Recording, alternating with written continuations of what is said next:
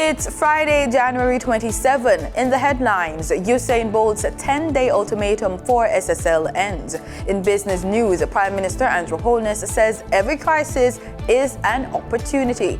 Regionally, Guyana invited to Jamaica's trade expo. Internationally, Ukraine's NATO allies comes to its aid. And in sports, JATCO's 2-day sports symposium ends today. This is the news on PBC Jamaica. I'm Simone Absalom Gale.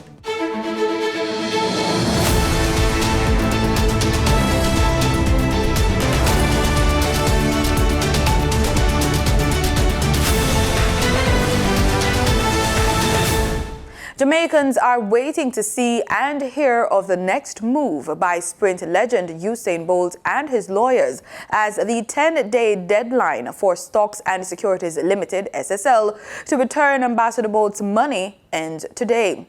The deadline given to the investment firm to return more than $12 million allegedly fleeced from the Olympian's account in what has now been found to be a massive fraud perpetrated for more than a decade. On January 16, Frater, Binns and Gordon, the law firm representing Bolt, had sent a letter to SSL demanding that $12.7 million, the reported balance in Bolt's account as at October 31, 2022, be repaid by January 27. The attorneys also noted that only $12,000 remained in the account. Bolt is one of at least 40 SSL clients whose investments were totally or almost wiped out in the fraud, estimated to be more than 3 billion Jamaican dollars so far. The government will not socialize the failure of our banks to be prudent and their failure to protect clients. That's the word from Prime Minister Andrew Holness. He was speaking this week at the Jamaica Stock Exchange 18th Regional Investment and Capital Markets Conference 2023. Noting the FinSac crisis in the 1990s, the Prime Minister says lessons were learnt and they are being used in the current financial scandal involving Stocks and Securities Limited, SSL. What must we do with crises? We must prepare for them. And we must use the opportunities that they give, which is what we're doing now, to strengthen the regulations. But there's one other thing that we must do with crises. Crises repeat themselves, and we must learn from them. Last week, a probe into SSL showed that at least 40 SSL clients' investments were totally or almost wiped out in a fraud at the financial firm, estimated to be more than $3 billion so far. Investigations continue. Mr. Holness says those who are responsible must be held to account. That there will be absolutely no political interference, no political cover, no association. We want to get to the truth of this matter, to uncover it and to expose it, and to bring those responsible to account and to secure justice for the victims. He adds that without transparency, Jamaica's financial market will suffer. Our free financial market, our free and competitive market, which is what distinguishes Jamaica from other markets, financial markets in the region, it will not work. It works when the players and actors know that they must operate at the highest standards of integrity and probity. If not, they will face the consequences of the law. Since the fraudulent activities have been unearthed, the Financial Ministry has announced that penalties for white-collar crimes will be tightened. For the news on PBCJ, I am Carla Thomas Hewitt. Praedial larceny, the theft of agricultural produce, is widely acknowledged in the region as a practice that is negatively impacting the development of the agricultural sector.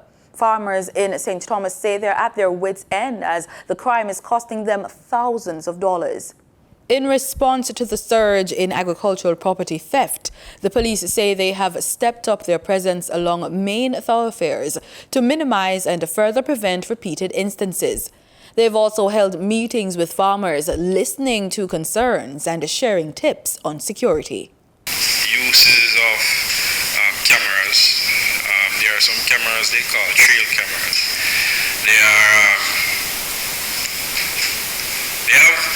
Some of them are expensive, but they have cheaper ones.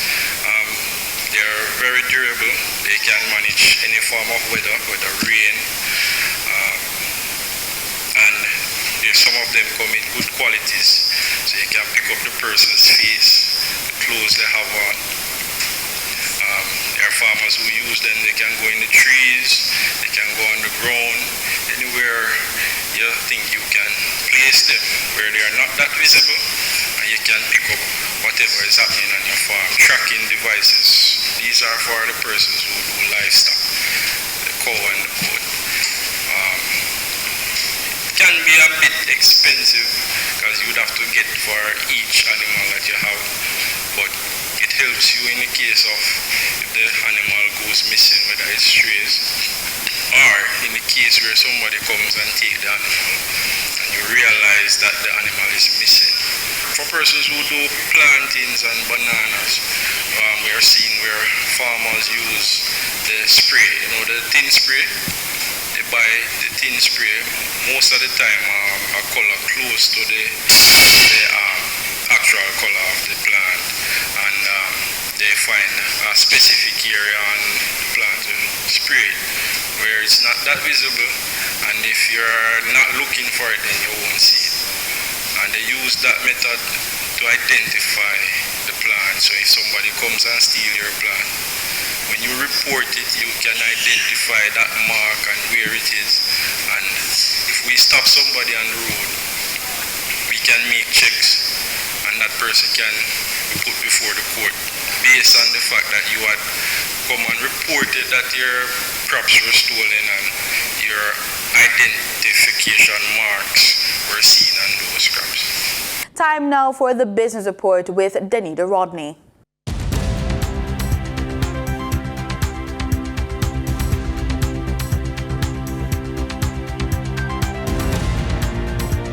Prime Minister Andrew Holness, while speaking at the Jamaica Stock Exchange 18th Regional Investment and Capital Markets Conference, says Jamaica has managed to defy expectations and achieve economic turnaround due to the recent crisis. Jamaica has successfully cut its public debt by the equivalent of about 50% of GDP in 6 years without any debt relief. In early 2020, our public debt was below 100% of GDP. Our unemployment rate had fallen to 7.3%. Our net international reserves stood at $3.1 billion.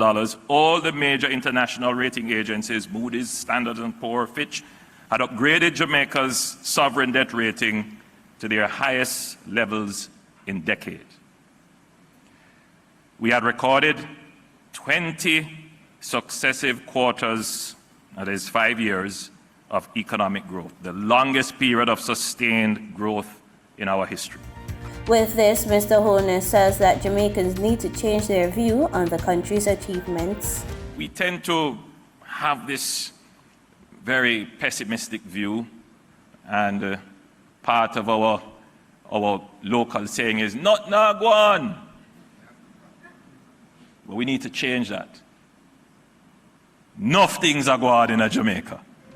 Now for your market updates. In foreign exchange trading for Thursday, January 26, the US dollar sold for an average of $154.64. The Canadian dollar ended trading at $116.29. The pound sterling traded for $191.01, and the euro sold for $171.49. In JSE trading, the JSE index declined by 1,743 points. The junior market index declined by 56 points. The combined market index declined by 2,149 points, and the All Jamaican Composite Index declined by 3,148 points. Overall market activity resulted from trading in 109 stocks, of which 41 advanced, 53 declined, and 15 traded firm. Stocks advance for 138 Student Living Jamaica Limited, 138 Student Living Jamaica Limited Verbal Preference, and Access Financial Services Limited. Stocks declined for AMG Packaging and Paper Company Limited, Barita Investments Limited, and Berger Paints Jamaica Limited. Trading firm were Blue Power Group Limited, Dollar Financial Services Limited, and Apple Limited 5% preference shares. The overall volume leaders were Wicton Wind Farm Limited ordinary shares with over 8 million units, Foswich Company Limited with over 3 million units, and Trans Jamaican Highway Limited with over 2 million units. In regional stocks, in Trinidad and Tobago, Calypso Macro Index Fund was the only active security posting a volume of 450 shares. Zero securities traded on the Barbados Stock Exchange. In regional business, in St. Lucia, at the 2023 launch of the 40th anniversary celebrations, Governor of the Eastern Caribbean Central Bank, Timothy Antoine, noted that the EC dollar remains strong. But what does this mean for the local economy? The Eastern Caribbean Central Bank ECCB Governor Timothy Antoine recently announced that the EC dollar remains strong as the currency is backed by foreign reserves of 91%. But what exactly does that mean for St. Lucia's economy and other EC dollar currency wielders? Does a strong dollar mean higher investment potential? And what exactly are the benefits of having the EC dollar pegged to the US dollar? In a conversation with NBC Prime, Grant Thornton partner Richard Peter King explained that having a currency pegged to the world's leading currency and high foreign reserves project a level of the currency's stability to potential investors. If they're satisfied that the peg is backed, in this case, the peg is to US dollars, and it's the reserves, and it's essentially funded by foreign reserves of up to 91% backing, then, they would be confident, people from outside St. Lucia would be confident in doing business, having transactions with companies in St. Lucia. So having, that degree of stability in as long a time as it has been, and, an indication of its solid backing certainly gives people a little more confidence in terms of dealing with St. Lucia. So it gives a certain degree of stability to St. Lucia and the region when the currency has been strong for a long time, and it is fully backed by reserves. So that indication of growth gives us some stability. In international business, Wall Street ended on a choppy session higher as investors grappled with an onslaught of economic data and a string of mixed corporate earnings. The Dow gained 0.6%, the S&P rose 1.1%, and the Nasdaq jumped nearly 1.8%. Anna Rathbun is Chief Investment Officer at CBIZ Investment Advisory Services. I think there's some good economic news on the surface, and that would be namely GDP, durable goods. Those two large data points, I think, have been driving some of the positive sentiment, but they didn't create the positive sentiment, right? There has been a general upward momentum in the markets that we've seen year to date, and I think it's just feeding off of that. And we've also seen a lot of intraday buying dip action happening in the markets as well, and we're definitely seeing some of that today. Data from the Commerce Department showed the U.S. economy fared better in the fourth quarter than analysts expected, growing at an annualized rate of 2.9%. And new orders for long-lasting U.S.-made goods, which includes everything from waffle irons to fighter jets, blasted past analyst estimates by jumping 5.6% in December. But the number of U.S. workers filing first-time applications for unemployment fell short of what analysts expected, reflecting a still tight labor market, with many investors expecting a 25 basis point rate hike from the central bank on Wednesday. Tesla provided one of the biggest boosts to the S&P, its shares jumping after reporting that aggressive price cuts have ignited demand. And shares of BuzzFeed extended gains to more than double in value on Thursday on reports the digital media firm was planning to use artificial intelligence to personalize and enhance its online quizzes and content. Among the losers, IBM fell in the wake of its announcement that it would cut jobs and divest some assets after falling short of its annual cash target. And Southwest Airlines slid after warning of current quarter losses in the wake of a tech meltdown that forced it to cancel thousands of flights over the holiday season. In market data for oil prices rose for a second session on Friday. Brent futures gained $1.17 to trade at $88.64 a barrel, and West Texas Intermediate crude was up $1.17 at $82.18. And that was the business report on PBCJ. I'm Danita Rodney. In regional news, for the first time in over 50 years, companies from Guyana will be the first non-Jamaican businesses to participate in the upcoming expo in April. This is according to Vice President of the Jamaica Manufacturers and Exporters Association, Richard Coe.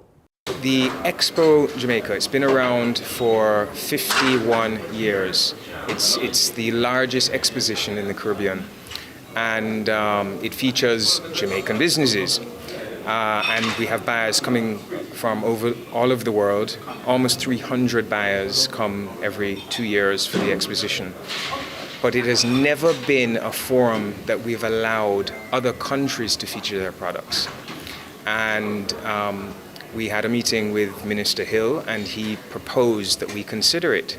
And as you can imagine, Jamaica would say, well, why do we want another country coming in and selling or featuring their products? But through those discussions, we realized that Guyana, one, the relationship we have with Guyana is so special that we had to give it serious consideration. And we knew that the relations that we have to be bilateral. It has to go both ways. So we thought Guyana was so special that we not gave in, but we accepted that this is an opportunity that we couldn't pass up. There may be other countries that might not see it as we see it, but we think that Guyana is so special to us that we think it's an opportunity for Guyanese companies to come down and feature their products and hopefully do some business. President of the TNT Energy Chamber believes the development of the Dragon gas field in Venezuela could help the Twin Islands gas production, which has been below capacity for quite a number of years. Sunil Lala reports. President of the TNT Energy Chamber, Thackeray Driver, noted that this country has been suffering from a shortfall in gas for a number of years. Since this country's peak gas production in 2010, he said this has been mostly on a downward trend, with the exception of a year or two, and is confident the lifting of the sanctions for development of the Dragon gas field will bear fruit for Trinidad and Tobago. But it's going to take a significant amounts of investment, to get us back up to those levels. And the imported gas from Venezuela could play a very crucial role in helping us get back our production. While he acknowledged that it would take some time to develop the field, he sees it as a great opportunity for his country to become a gas processing hub for natural gas, leading to more jobs and more opportunities for contractors and the services industry. Yeah, we have a well-developed service industry here who are used to working offshore, and I think that it does create opportunities for those companies as well, who've had quite the last, really since 2015 has been quite a difficult time for a lot of those service companies, since the global downturn in oil prices which happened in that period. He also expects there to be a sense of confidence for investors into this country once the field is developed, and said he had little concern about Venezuela and TNT reaching an agreement. So no, I think that the Venezuelans see this as a good opportunity to help them monetize these huge resources of natural gas that they have. Venezuela is, we know it's has huge reserves of oil, but it also has these very large gas resources, which are yet to be developed. Mr. Driver said he knew this deal was being worked on, but was pleasantly surprised to see that government had made significant inroads with the U.S. to lift the sanctions. Sonolala, TTT News. In Antigua, the government will place a temporary stop on incoming charter flights from West Africa using Antigua Airways. Ursel Charles Jr. has the details. It has been confirmed. There is now a temporary ban on incoming Antigua Airways flights. According to Information Minister, the Honourable Melford Nicholas, visa requirements and issues with onward travel arrangements are behind the decision. Nicholas says Immigration Minister, the Honourable Stilroy Benjamin, has asked for the suspension until such issues can be adequately resolved. Speaking at the first post-cabinet media briefing since general elections, Minister Nicholas outlines how investigations revealed nefarious actors were at play in the process, outside the knowledge of both this country's government and proprietors of Antigua Airways. Their efforts were imitated by another operator and would have arranged another charter outside of the knowledge of the government. And it seemed to us that based on intelligence report that we have, that the objective of that other charter was to use Antigua as a stepping stone for persons going to other jurisdictions. He reveals the uncovered intent of the organizers and those passengers who'd been misled. Insofar as the persons who were transiting Antigua to other jurisdictions, our information suggests that they were heading towards South America to be able to use the South American border to obviously get access to the southern border of the United States. And that was clearly not the objective intention of the government in establishing this air route. He maintains that was not the original intent of the arrangement.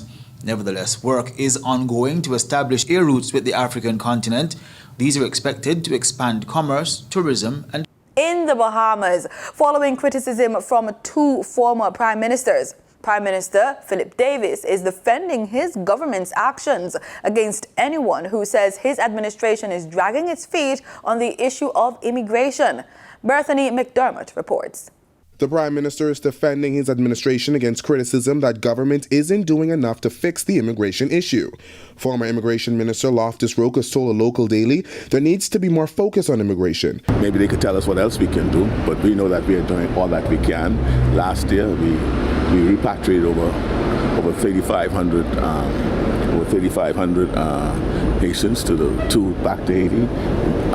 We have about over 40 incidents of our defense force sending boats, intercepting vessels and returning them over the last year. And for this year, the defense force has already interdicted many of them and sending them back home. Just this week, over 400 Haitian nationals were apprehended in Bahamian waters. Davis says this will continue as the economic situation there worsens. Meanwhile, former Prime Minister Dr. Hubert Minnis is of the view that the Davis administration has its head in the sand. There were lots of cries in the community by the population as to what is happening. Their fear is similar to mine in that the increase in the migrant population can possibly outnumber the Bahamian population and we become a minority in our own land. Another former Prime Minister, Perry Christie, says there will always be a need for more to be done to address the immigration issue. Christie says there is a great need for the government to continue to examine its policies and recognize there are thousands of descendants who are now Bahamian citizens. The only way we're going to be able to continue the way and life of our country is to be able to control immigration. There is no short answer to it.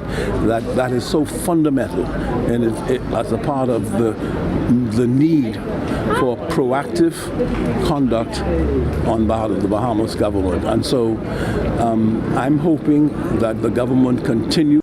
In international news, Ukraine has received a major boost from its NATO allies. Germany says it will provide 14 of its most advanced tanks, the Leopard 2, and the U.S. has announced it is sending 31 Abrams main battle tanks. It is being called a game changer for Ukraine, Berlin agreeing to supply its Leopard 2 tanks. Speaking to reporters from a military training facility in East Germany, Defense Minister Boris Pistorius is pressed on when they will arrive in country. So can you get the tanks to Ukraine at the end of the first quarter of the year? That's what we are going to do. Yeah, how many months? 2, 3, 4? No, I just said at the end of March, I think. Is that in time because Ukrainians expect a Russian offensive to be imminent? All I know is that is in time. Earlier this week, Germany approved the delivery of hundreds of Leopard 2 tanks in EU arsenals to Kyiv, in the first stage of the latest NATO push to send more heavy weapons. What Ukrainian commanders say they need, along with more ammunition, before the winter thaw. and an expected Russian spring offensive. Getting those vehicles will improve their ability to take ground. I would be a little cautious about assuming that with them they will conquer the world. The U.S. is sending dozens of its M1 Abrams tanks and the UK 14 of its Challenger 2s. They will add to hundreds of Russian T-72s already in Ukrainian military service. Moscow sees the development as Western countries becoming directly involved in the war, and one that will lead to what it describes as permanent escalation. The success of tanks on land in European conflicts has historically relied on air support, and that is exactly what Ukraine's president says it needs next. Long-range missiles, more artillery, and crucially, modern military aircraft if it is to take back the skies over Ukraine. Zain Basravi, Al Jazeera. In sports, education on how to improve anti-doping regulations was the main focus as 14 delegates from across the Caribbean arrived in Jamaica for JADCO's 9th annual two-day symposium, which began on Thursday in St. Andrew. The main goal of the two-day event is to impart knowledge that Jamaica has gained and the strategies which the country has developed over the years. Here are some highlights from the event.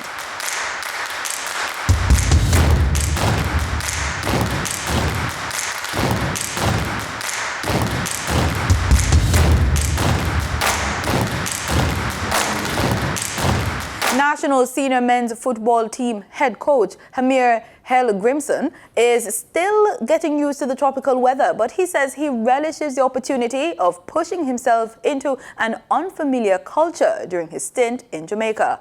Grimson, who was appointed head coach in September, came to Jamaica to reside on a permanent basis as he gets the Reggae Boys ready for the FIFA World Cup 2026 qualifying campaign.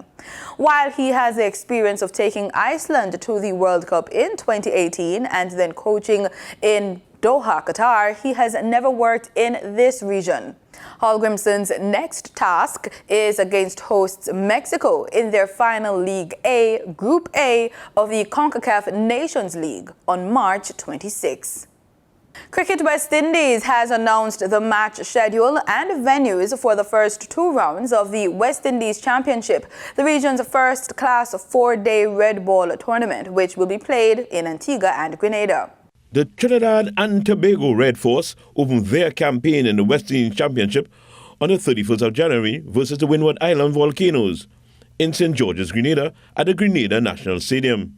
In Antigua, defending champions, the Barbados Pride, will start their bid for a third straight title when they face the Guyana Harpy Eagles in a feature match at the Sir Vivian Richards Stadium. The third contest will see the Leeward Islands Hurricanes hosting the Jamaica Scorpions at the Coolidge Cricket Ground. The second round of the competition will be played from the 8th to the 11th of February, when the Barbados Pride will meet the Jamaica Scorpions at Coolidge. Trinidad and Tobago Red Force travel to face the Leeward Islands Hurricanes at the Sir Vivian Richards, and the Guyana Harpy Eagles take on the Windward Islands Volcanoes at the Grenada National Stadium. The third round of the West Indies Championship resumes on the 15th of March, with the final round concluding on the 1st of April, when the 2023 champions will be crowned and presented with the Headley Weeks Trophy. The final three rounds will all be played in Trinidad, and the venues will be announced at a later date. Wayne Cunningham, TTT Sport. That's the news on PBCJ. You can follow us on our social media platforms at PBCJamaica. Thank you so much for watching.